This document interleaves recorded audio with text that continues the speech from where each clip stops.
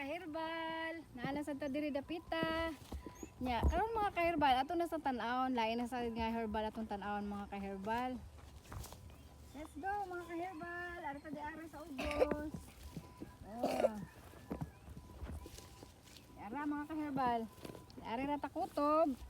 Yara ang akong gipangita mga kaherbal.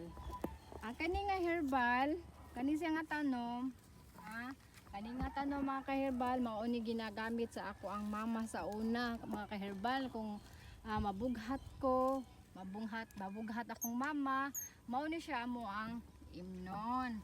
Apil ani ang gamot ani niya ug ang iyahang lawas. Ato ni siyang kuanon, ato ni siyang ibton mga kaherbal ug atong iapil ang iyahang gamot mga kaherbal. Ang tawag ani niya nga tanom mga kaherbal, mao ni siya gitawag nga sunggaay mga kaherbal, sa Bisaya pa. Sunggaay ang tawag niini. Tanawa kani siya mga kaherbal. Naani siya kanang mga liso sa sulod, naani siya mo ni iyahang buwak. Unya mao ni ang iyahang kuan mga kaherbal.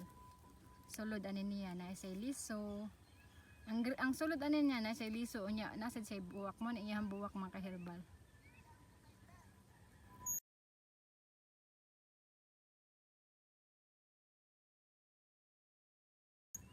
Okay mga kaherbal, susundod na po.